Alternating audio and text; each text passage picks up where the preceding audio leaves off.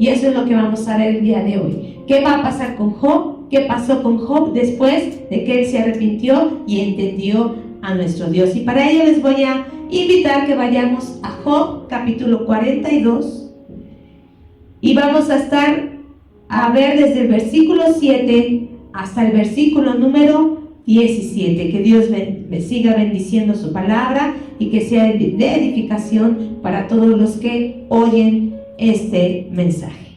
Bien, vamos a leer primeramente del versículo 7 al versículo número 9. Sígalo con su vista, yo lo voy a leer. Y la palabra de Dios dice así: Y aconteció que después que habló Jehová estas palabras a Job, Jehová dijo a Elifaz temanita: Mi ira se encendió contra ti y tus dos compañeros, porque no habéis hablado de mí lo recto como mi siervo Job.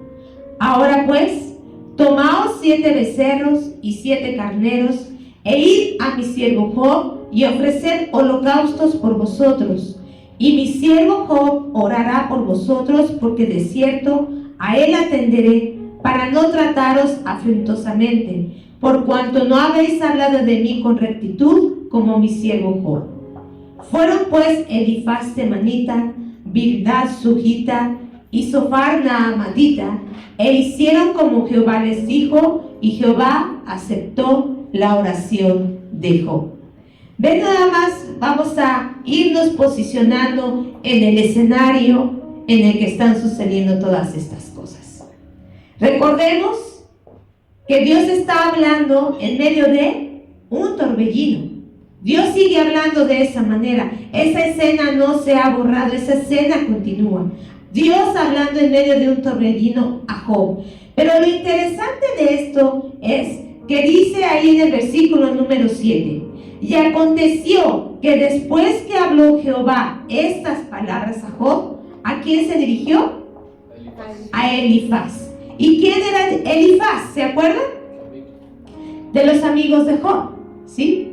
Recordemos que al principio vimos que después de que le vino la calamidad a Job, vinieron 4 de sus amigos a visitarlos, que fueron Elifaz, Bildad, Zophar y Eliú.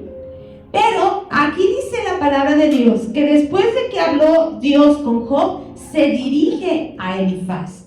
¿Qué quiere decir esto, hermanos?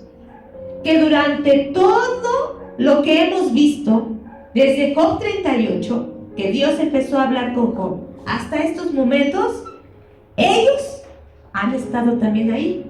Porque si no, hubiera dicho, y Dios fue, o pasó un tiempo y Dios no, dice que después de que habló a Job, se dirigió con Elifaz. Entonces, ellos estaban ahí también durante todo el tiempo que Dios estuvo confrontando a Job. Estuvieron tal vez escuchando, no sé, o tal vez nada más viendo ese remolido, no sé. El caso está que ellos estaban ahí, porque Dios se dirige ahora a Elifaz. ¿Y por qué solamente a Elifaz en este momento? Porque es el primero al que se dirige. Porque él fue el primero en ¿qué? En hablar. Y aparte, era el mayor de ellos. ¿Por qué sabemos que era el mayor? Porque casi siempre en la palabra de Dios, cuando se menciona un primer nombre, por ejemplo, de los discípulos, fue Pedro, Jacobo y Juan, casi siempre es en ese orden. O se menciona el primero, siempre se menciona a veces al de mayor importancia, relevancia, o mayor de edad, o mayor honor. Entonces, Dios se dirige a Elifaz y le dice: Mi ira se encendió contra ti y tus dos compañeros. No quiere decir que Dios nada más se había enojado con Elifaz. Dios se enojó con sus dos compañeros. ¿No eran 4? Sí. Entonces, ¿quién faltó aquí? ¿A quién nos está mencionando? Al último, que fue Eliú. Y Eliú, aparte de haber sido el último, fue el más joven. Pero ¿por qué Dios no se enoja con Eliú? ¿Por qué solamente Dios se está enojando con Elifaz, Bildad y ¿El otro cómo se llama? Se me va. Zoar.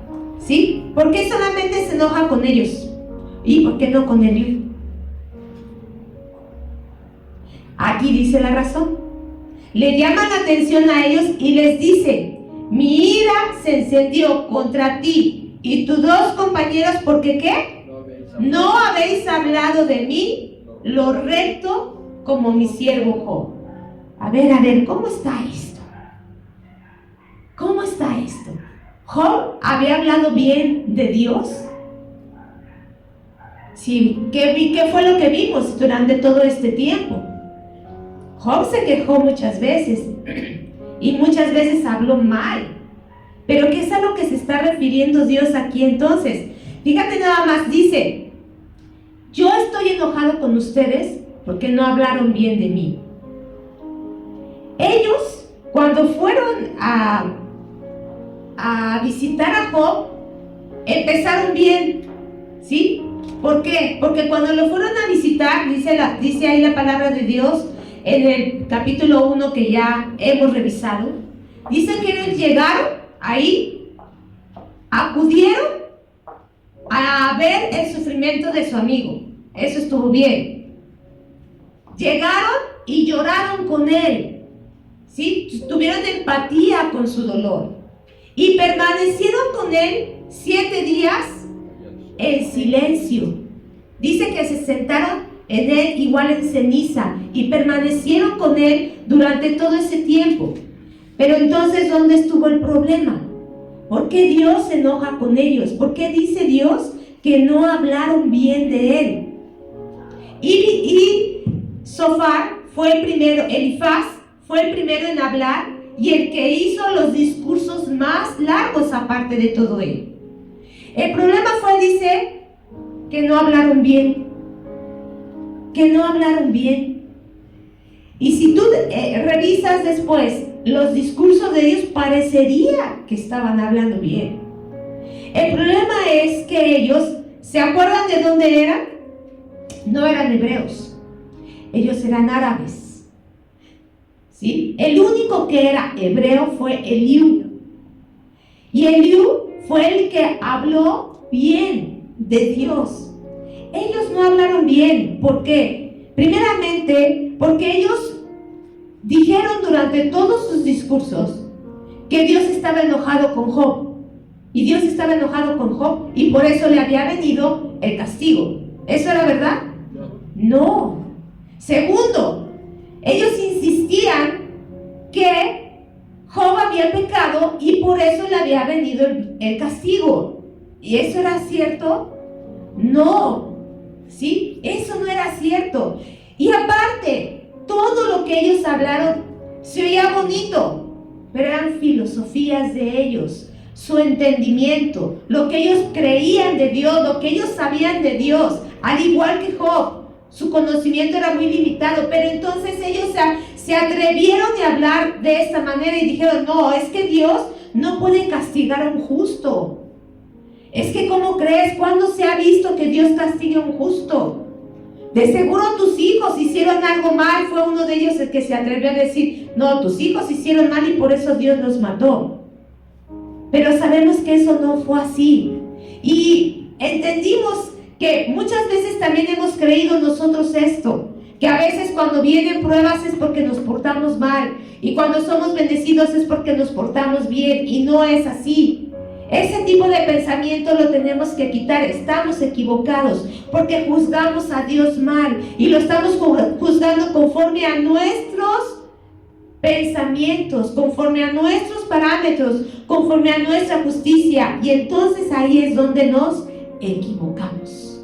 Ahí es donde estamos obrando mal, y es lo que ellos estaban haciendo, ¿sí? Ellos hablaron mal de él, ¿sí?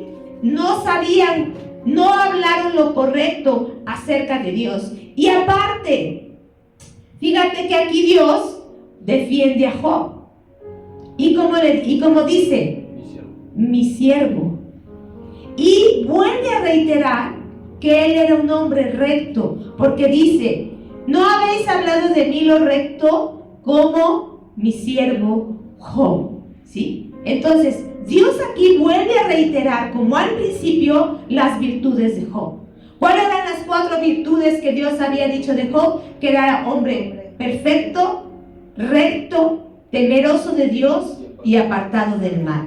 Esas 4 virtudes las dijo Dios de Job. Y aquí Dios las vuelve a reiterar. Y dice, Job es mi siervo y es un hombre recto. Porque él sí habló lo recto. Dios vuelve a defender a Job. ¿Y qué más pasa?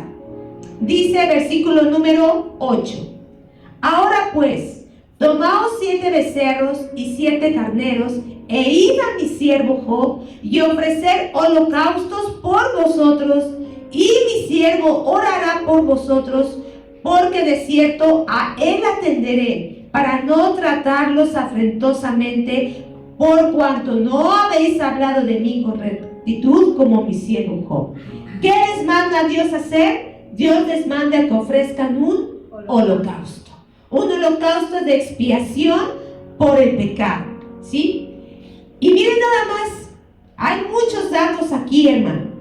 Estamos hablando de un tiempo donde aún la ley no estaba establecida. ¿Por qué? Porque Job es antes que la ley. Es de los primeros libros que se escribieron en la Biblia, ¿sí? Ahí lo tenemos como un libro poético, como un libro histórico, pero Job en realidad debería de estar en los primeros, porque es de los primeros libros que se escribieron. Así que aquí no había ley. Y como les digo, ellos no eran hebreos, ellos eran árabes. Y Dios les manda a ofrecer un holocausto para expiación de su pecado. Y mira lo que ¿cuántos animales les mandó que ofrecieran? 7 becerros y 7 carneros. ¿Sabes que esto no era una ofrenda nada barata? Nada barata. Lo voy a poner a precio actual, para que más o menos nos demos una idea de cuánto fue o asciende esta ofrenda que Dios les pidió. Un becerro, yo investigué, un becerro de más o menos 200 kilos cuesta entre 9,000 y 10,000 pesos. Uno. Y les mandó 7. Y un carnero está casi en 50,000 pesos. Y les pidió 7. O sea, haz la cuenta. No fue una ofrenda nada barata, ¿sí? Pero ellos tenían con qué, ¿sí? Por la región en la que ellos vivían. Ellos podían solventar esta ofrenda. No creas que Dios les estaba pidiendo algo que ellos no pudieran hacer. Dios sabía que ellos podían con esta ofrenda. Y luego, ¿con quién tenían que ir para que ofrecieran el holocausto?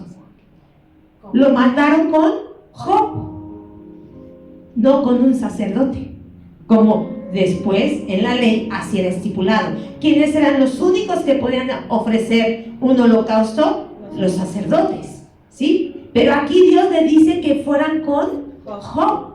Y aparte de que él iba a ofrecer ese sacrificio, ¿qué iba a hacer por ellos? Tenía que orar por ellos, ¿sí? Entonces aquí Job está haciendo una doble labor. Está haciendo una labor de sacerdote y una labor de intercesor, ¿sí? Entonces, aquí, en este capítulo, estamos viendo la restauración de Job. Vimos que Job ya se arrepintió, que Dios ya lo está perdonando, y entonces Dios lo empieza a restaurar. Y lo primero que Dios empieza a restaurar en Job es su ministerio y la relación que tenía con sus amigos. Porque ¿qué hubiera pasado si no hay esto? ¿Cómo lo trataron a Job, sus amigos? No lo trataron nada bien, lo llevaron al límite. Ellos provocaron que Job se enojara y que Job se exasperara y hablara de esa manera, ¿sí? Tenía que haber una restauración en la amistad de ellos, en su relación con ellos, pero Dios también estaba restaurando en Job su ministerio. ¿Por qué? ¿Por qué digo su ministerio? Vamos al capítulo número 1 de Job. ¿Se acuerdan qué es lo que hacía Job después de que sus hijos hacían fiesta? ¿Sí? Dice ahí en versículo número 5 de Job capítulo número 1. Dice: y acontecía que habiendo pasado en turno los días del convite, Job enviaba y los santificaba, y se levantaba de mañana y ofrecía ¿qué? Holocaustos conforme al número de ellos, porque decía Job: quizá habrán pecado mis hijos y habrán blasfemado contra Dios en sus corazones. De esta manera hacía Job, ¿cuándo? Todos los días, ¿sí? Entonces, Dios manda a los amigos a que ofrezcan holocaustos y Job ore por ellos, porque Job ya tenía experiencia. Job sabía cómo hacer esto. Era algo a lo que él estaba acostumbrado a hacer, porque siempre lo hacía. Ofrecía holocaustos y hacía oración, hacía intercesión por los suyos. Ese era un ministerio que Job tenía.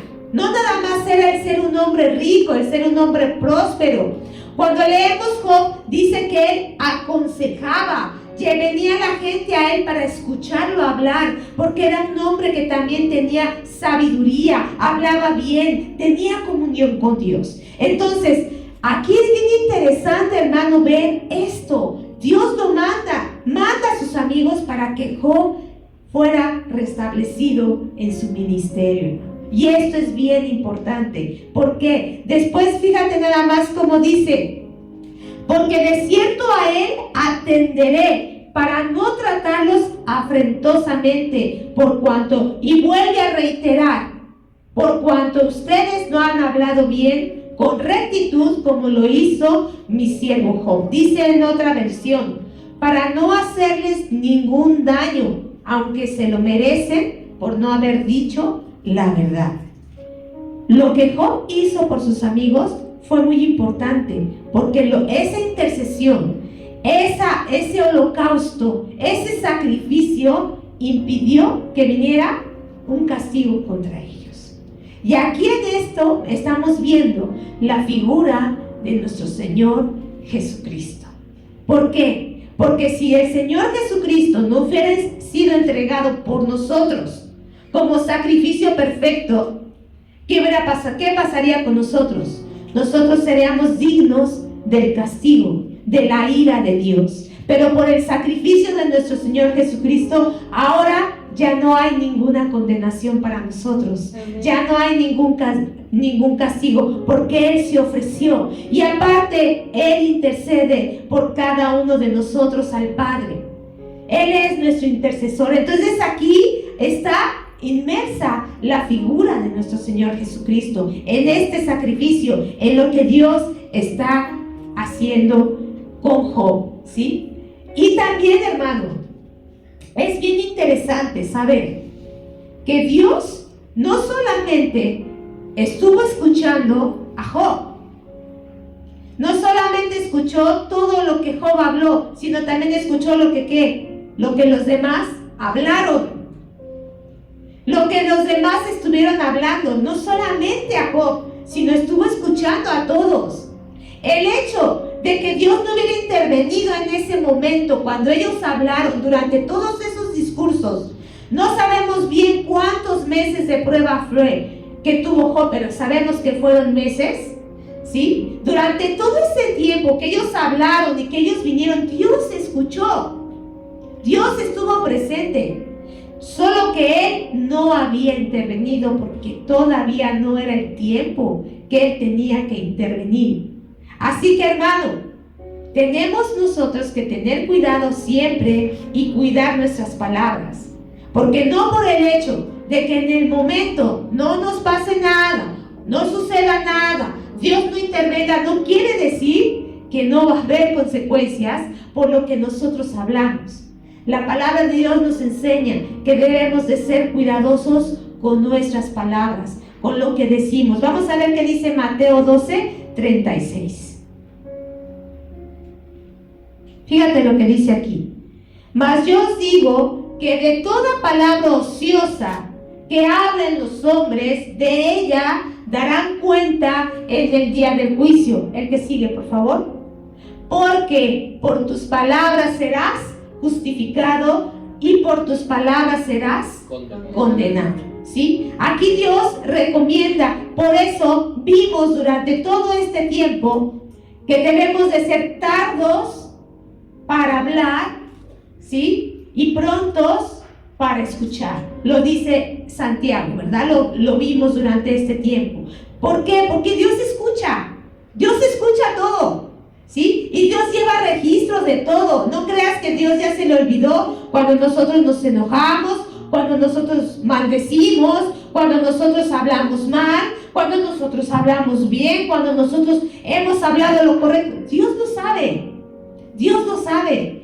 Solo que Dios no va a intervenir si no es necesario en ese momento. Todo tiene su tiempo, dice la palabra.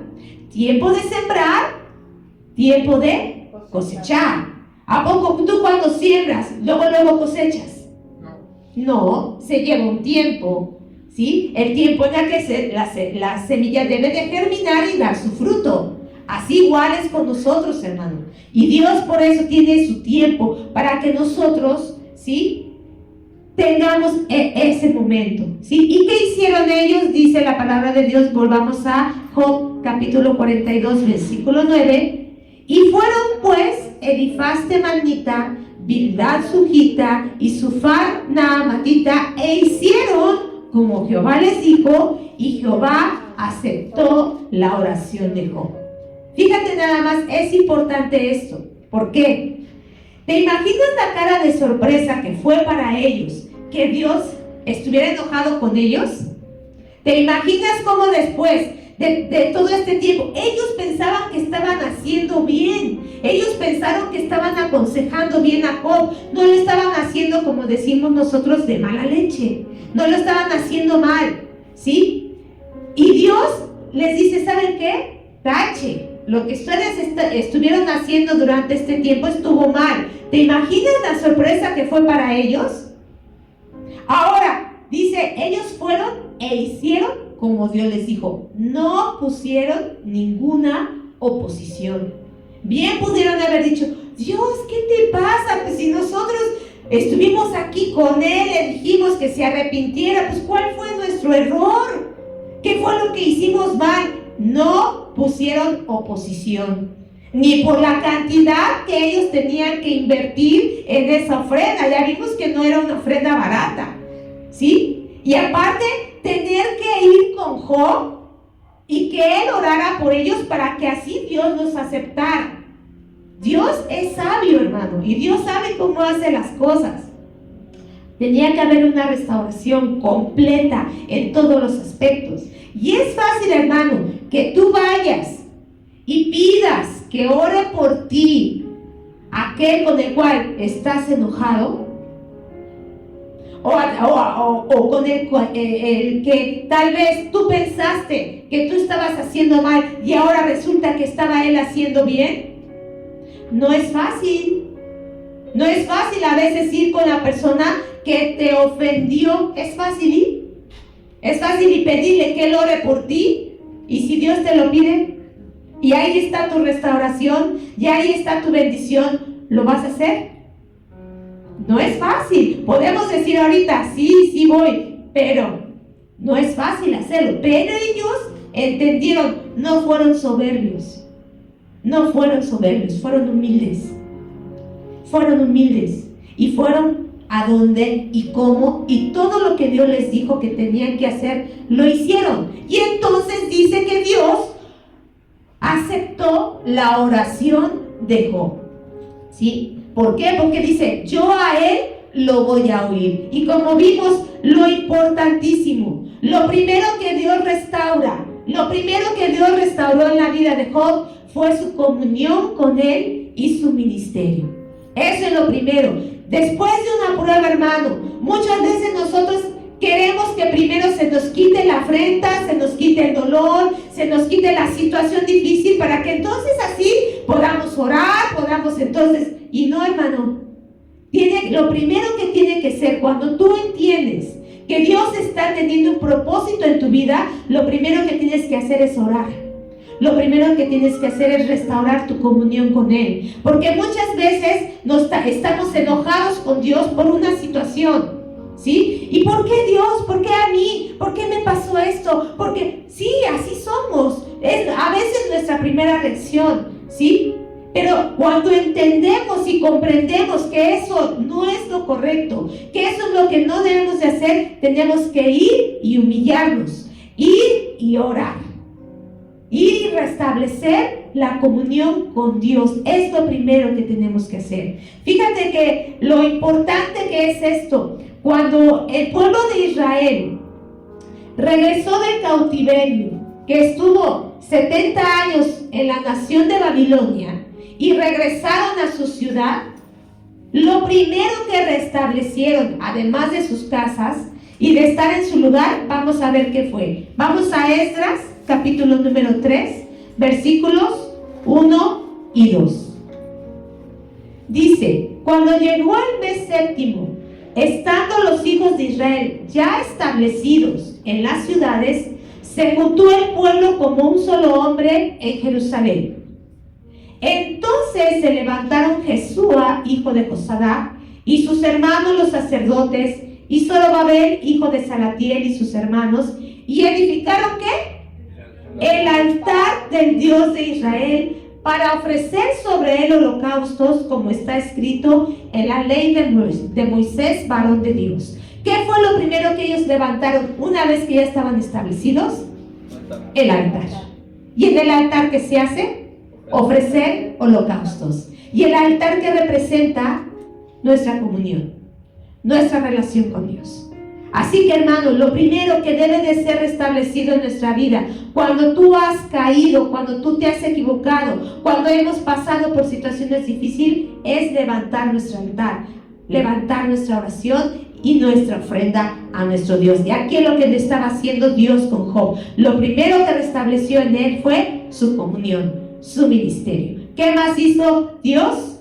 Vamos a seguir leyendo en Job 42:10. Dice: y quitó Jehová la aflicción de Job cuando él hubo orado por sus amigos, y aumentó el doble todas las cosas que habían sido de Job.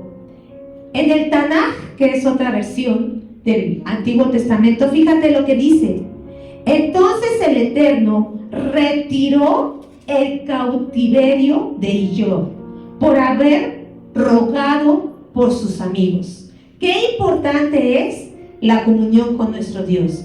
Qué importante es obedecer a Dios y tener una buena relación con Él. Porque dice que después de que Él oró, ¿qué se quitó? La aflicción. Aquí le dice cautiverio. Y un cautiverio es estar exiliado, estar fuera de el lugar donde tú pertenecías. Y así estaba Job.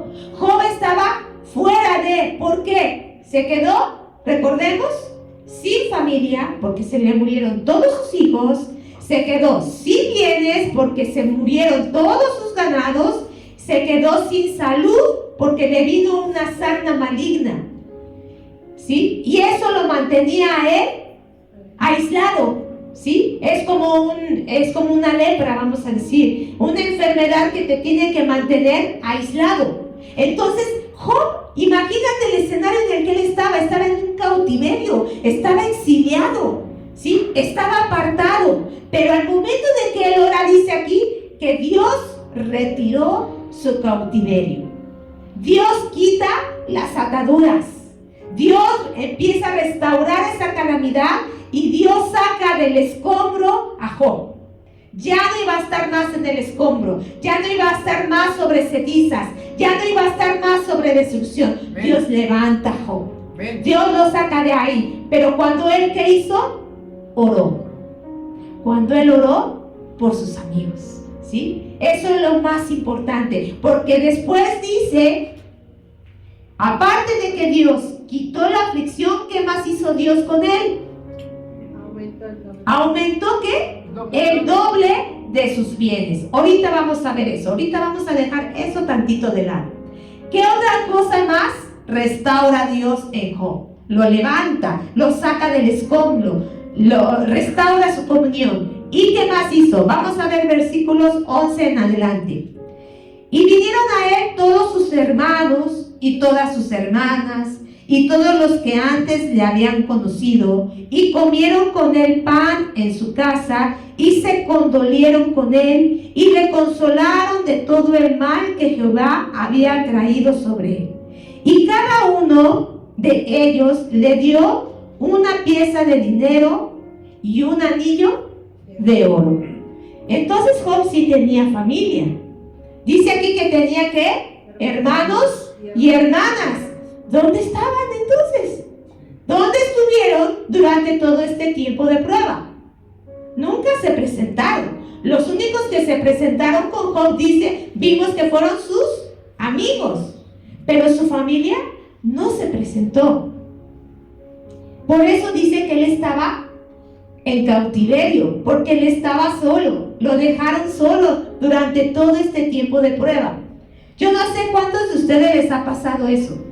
No sé cuántos de ustedes les ha pasado que por alguna situación caen en una situación difícil, que no lo pueden salir de su casa, puede ser una enfermedad, que lo hayan operado, que esté débil, que no pueda caminar, que no pueda salir, y está en su casa y nadie lo visite. Ni siquiera a veces una llamada por teléfono. Ha pasado. Así que no te sorprendan. No te sorprenda que eso pase. ¿Qué pasó con el Señor Jesús cuando lo llevaron? Y estuvo en juicio, que lo vamos a ver en estos días. ¿Cuántos discípulos estaban con él? Al pie de la cruz, ¿cuántos estaban? Uno. Y de todos los que sanó, y a todos los que Dios liberó, y a todos los que le decían a bendito el que viene en el nombre del Señor, y todos los milagros, a todos los que él sanó, ¿dónde estuvieron?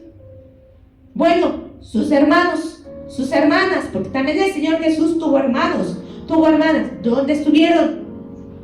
Solo. Job también estuvo solo. Así que si te viene la prueba, viene la situación y te encuentras solo, no te sorprenda, porque también es parte del propósito de Dios. Dios también quiere tratar con nosotros en medio de esa soledad, en medio de esa situación. Pero una vez que Dios restaura eso, Dios también restaura la situación con su familia, porque dice que entonces todos sus familiares y quienes no conocieron vinieron ¿a dónde? ¿A dónde? ¿A qué lugar fueron? ¿A dónde dice ahí que fueron? Su casa. A su casa. Fueron ya a su casa. Y dice que comieron con él, se condolieron con él, y además de eso, ¿qué le llevaron? Presentes. ¿Y aquí qué presente le llevaron? Según dice aquí, una moneda, una pieza, una moneda y un anillo de oro, ¿sí? Era una costumbre que esto se hiciera. Llevaron una ofrenda a Job, y esto tenía un significado. Primero era reconociendo y honrando a Job, y segundo, si él se había quedado sin nada, era una manera de ayudarlo a salir adelante, ¿sí? Así que esto que nos enseña a nosotros, hermano, si nosotros vamos a visitar a alguien que está enfermo, que pasó por una situación difícil, que está en calamidad, ¿qué tenemos que ir y hacer? No solamente es irnos a condoler con él, no solamente es ir a comer con él o a ver cómo está. ¿Qué tenemos que hacer? Tenemos que ayudarlo, tenemos que llevar una ofrenda. Lo que Dios ponga en tu corazón, eso es bueno, hermano, y Dios te bendice, ¿sí? Así que cuando tú visites a un enfermo, cuando visites a un familiar, cuando visites a un amigo, a quien tú quieras, siempre lleva una ofrenda. Una fruta, no sé, pan, lo que le gusta, un chocolate, no sé, tú conoces a la persona. La manera, una coca, dice Ariel, si lo vamos a visitar a Ariel, que sea una coca, ¿sí?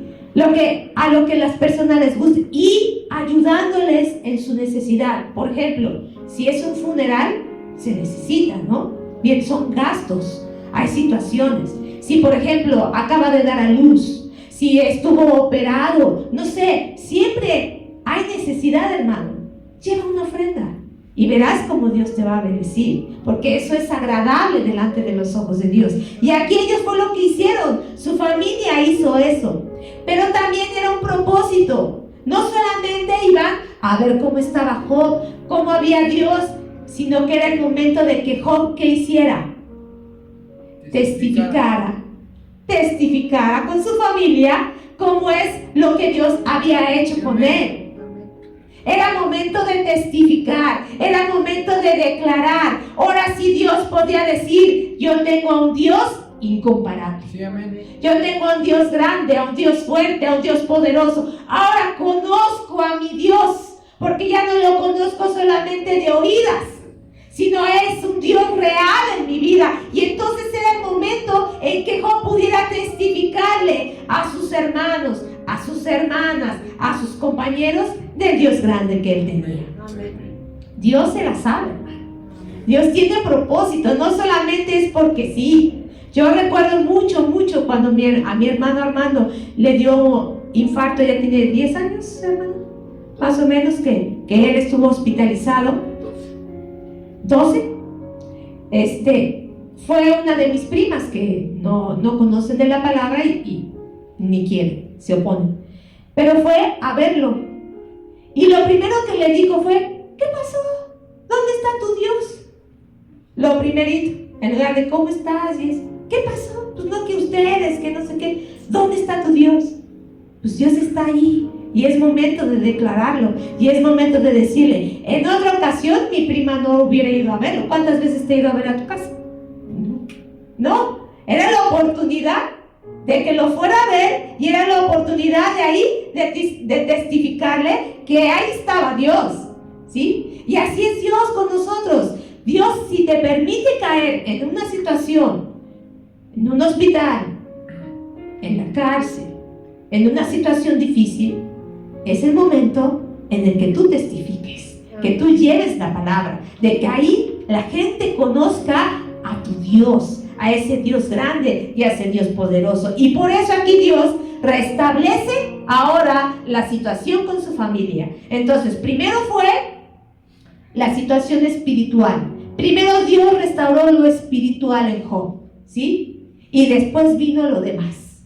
Lo primero que Dios tiene que restaurar en nuestra vida es lo espiritual. Después restauró lo familiar, ¿sí? Dice que le dieron estos presentes y entonces dice la palabra de Dios, versículo número 12: y bendijo Jehová el postrer estado de Job más que el primero, porque tuvo 14,000 ovejas, 6,000 camellos, 1,000 yuntas de bueyes y 1,000 asnas. Hasta ahí vamos a leer ahorita.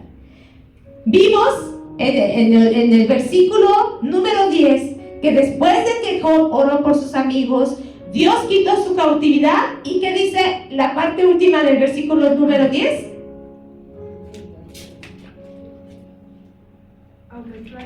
¿Y qué? Aumentó al doble lo que había sido de Job. Y fue literal, hermano. Vamos a compararlo. Vamos a Job, capítulo número 1, que ahí habla sobre esto, ¿sí? Fíjate, en el principio, cuando empezó todo esto, dice ahí en versículo número 3. Desde el 2. Y le nacieron 7 hijos y 3 hijas. Su hacienda era de ¿cuántas ovejas? 7,000. 7,000. Ahí tenía ¿cuántas ovejas? 7. Y después ¿cuántas tuvo? 14. 14,000. Después 7,000 ovejas. Después ¿qué tenía? 3,000 cabellos. Y acá después ¿cuántos tuvo? 6,000. Después ¿cuántas yuntas de bueyes? Tenía ¿cuántas? 500. Y después ¿cuántas le dio Dios? 1,000. Y después ¿cuántos ¿Cuántas asnas? 500. ¿Y después cuántas tuvo? 1000. Dios duplicó la bendición de Job, ¿sí? Pero, ¿era necesario que Dios hiciera esto? ¿Job oró por esto? No. ¿Job pidió esto? No. No. Esto fue porque Dios quiso. Así es. Dios no estaba obligado a darle el doble, tal vez ni a darle lo mismo, pero Dios quiso hacerlo. ¿Sí o no? Fue voluntad de Dios hacerlo. Y no era el propósito inicial. El propósito de todo esto no era hacer más rico a Job. El propósito no eran los bienes. El propósito era, primero que todo, era avergonzar al enemigo. ¿Por qué? Porque el enemigo fue el que pidió a Job y le dijo: Dios, Job no te teme de balde. Mira todo lo que le has dado, y aparte de todo lo que le has dado, lo has protegido, lo has cercado, le has puesto una protección a todos sus bienes. No, pues por eso Job no, te teme. No lo hace porque él quiera. Y entonces es por eso que Dios permite que Satanás le quite y toque su vida. Pero el propósito inicial era ese: avergonzar al enemigo, avergonzar y ver cómo Dios era fiel en la vida de Job, ¿sí? No eran los bienes, porque muchas veces, hermanos, nos vamos por esto, por eso. Dios puede multiplicar los bienes. Sí lo puede hacer, ¿sí? Pero no es el propósito inicial. El propósito inicial era glorificar a Dios. El propósito inicial era avergonzar al enemigo, hermano. Si tú te dejas moldear, si tú obedeces a la voz de Dios, no importa lo demás. Dice que lo demás viene ¿por qué? Añadidura. Por eso dice: busca primeramente el reino de Dios y su justicia. Lo demás viene por añadidura. ¿Qué pasó con Salomón? ¿Salomón pidió riquezas? No. ¿Qué fue lo que pidió Salomón? Sabiduría. Pero a Dios le agradó tanto que entonces Dios le dio los bienes. Si tú agradas a Dios, hermano, Él te puede coronar de muchas cosas. Pero ese no es nuestro propósito. Nuestro propósito es agradarle. Nuestro propósito es que Dios esté contento con nosotros. Nuestro propósito es que Dios nos oiga. Nuestro propósito es que Dios esté contento con nuestro ministerio, con nuestra labor. Eso es. No es buscar la multiplicación de bienes, no es lo material. Dios quiso hacerlo. Fue voluntad de Dios hacerlo, ¿sí? Y por eso Dios es glorificado. Amén. Amén. ¿Y qué más? Además de todos esos bienes, versículo número 12: y bendijo Jehová el postrer estado de Job más que el primero, porque tuvo 14,000 ovejas, 6,000 camellos, 1,000 yuntas de bueyes y 1,000 asnas. Versículo 13: y tuvo 7 hijos y 3 hijas, ¿sí? Aquí en el Tanaj, por ejemplo, y en otras versiones, dice que tuvo 14 hijos, ¿sí? Pero también puede traducirse de la siguiente manera. En el Tanaj, esta palabra 14 viene de una palabra que se llama Shivana y quiere decir par de 7. Entonces puede ser, ¿cuántos hijos tuvo al principio Job? 7. Y después, ¿cuántos tuvo? 3. Otros 7 hombres, ¿sí? Hombres. Dice que 7 hombres y 3 mujeres, ¿sí? Entonces, al principio tuvo 7 y después tuvo otros 7. Entonces puede ser que eso, por eso se traduzca como un 14. ¿Sí me estoy dando a entender? Si fueron 7 o fueron 14, lo importante de ello es que Dios lo restauró en todas las áreas de su vida. Sí. Lo interesante aquí es saber, hermano, ¿habrá sido con la misma mujer?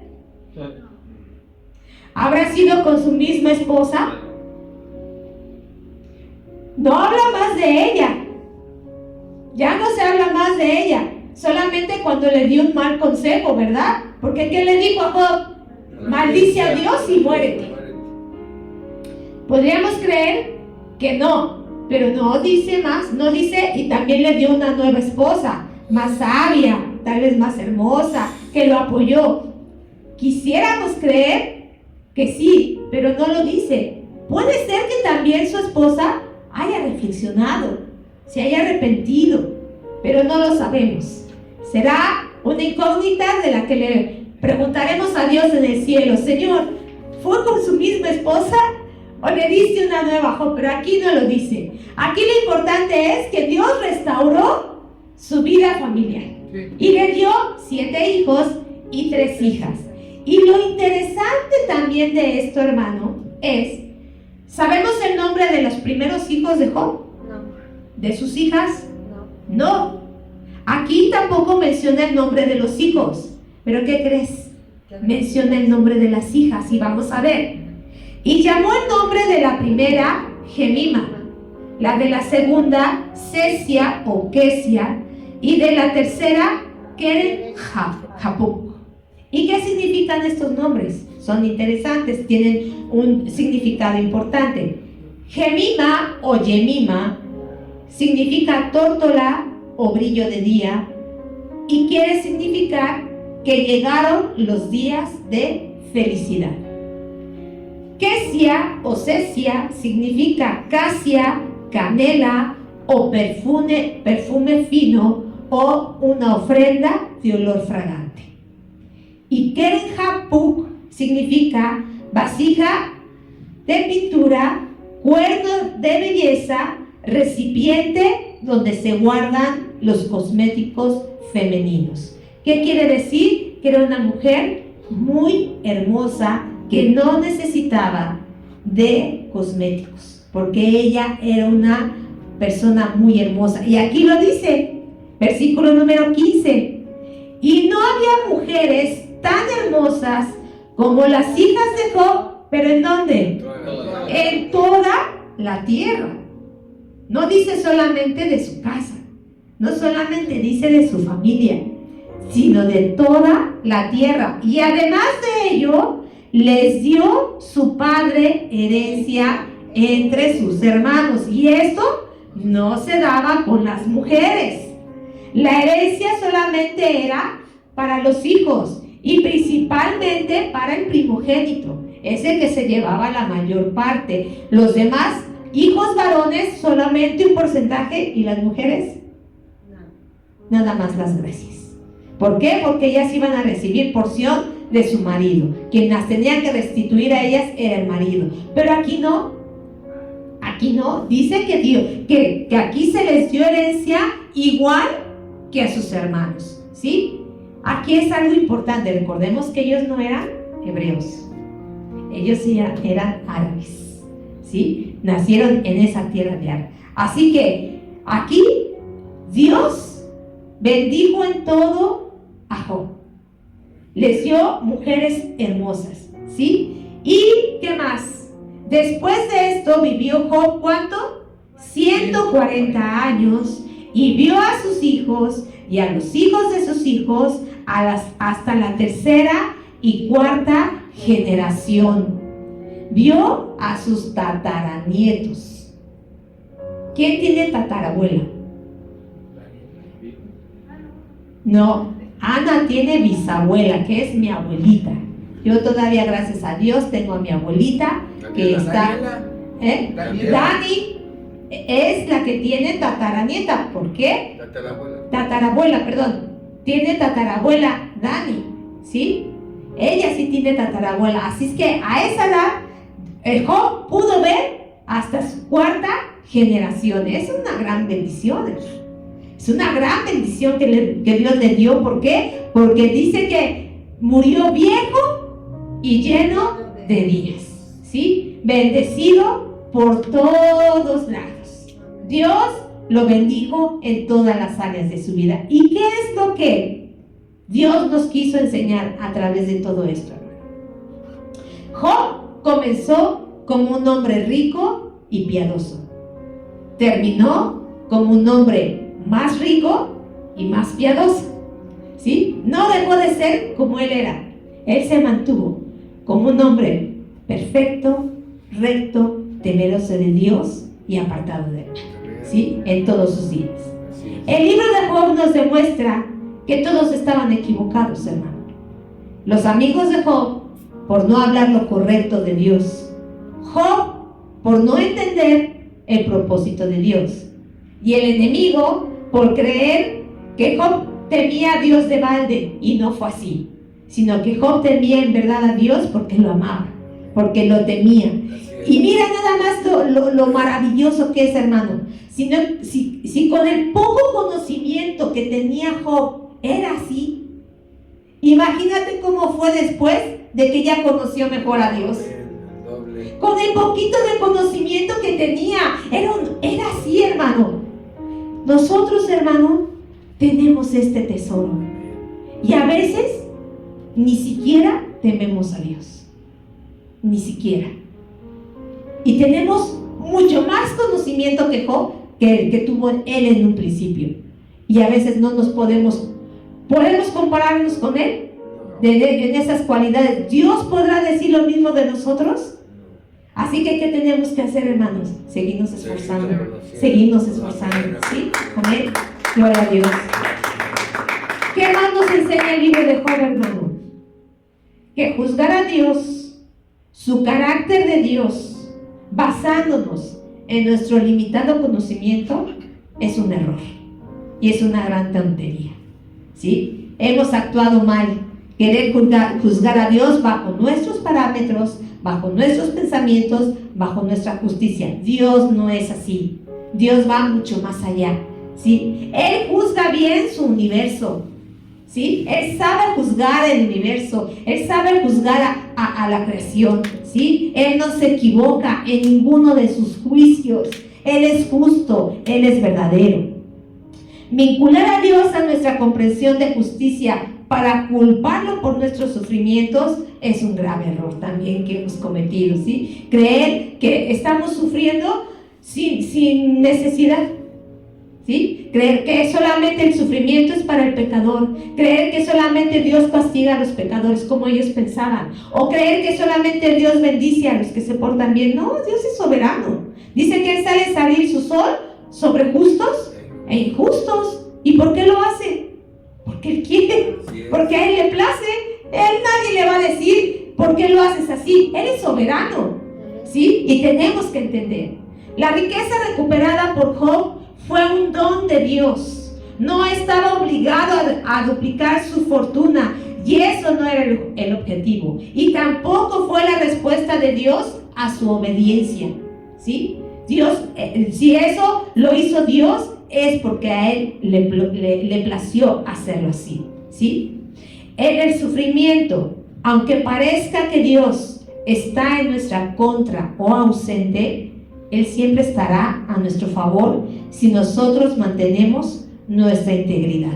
Recordemos que Él estuvo escuchando todo lo que se dijo, tanto de Job como de sus amigos. Él no ignoró ninguna de las palabras de ellos. Estuvo al pendiente, de tal manera que Dios se enojó con ellos y los mandó a hacer un holocausto. Les pido a mis hermanos de alabanza si van pasando, por favor. ¿Qué más nos enseña el libro de Job, hermano? Que tenemos que dejar nuestro orgullo y humillarnos ante la majestad de nuestro Dios. Si Él te pide hacer algo, hazlo. Así como Él te lo pida.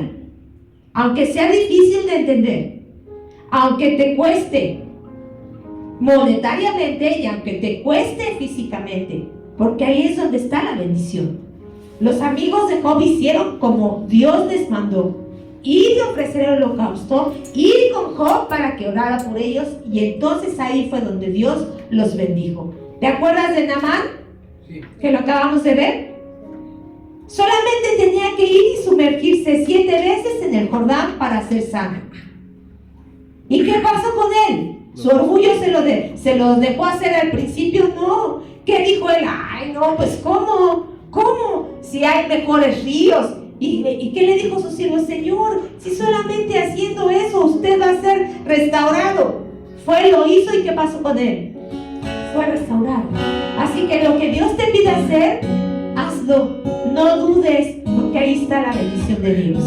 ¿Y qué más, hermano? No todos vamos a ser como Job. Porque cada uno tenemos una personalidad diferente, cualidades diferentes. Pero todos podemos tener al Dios de Job. Podemos tener a ese Dios fuerte, a ese Dios indomable, a ese Dios soberano, fiel, verdadero, misericordioso, justo, que cumple su palabra y que cumple su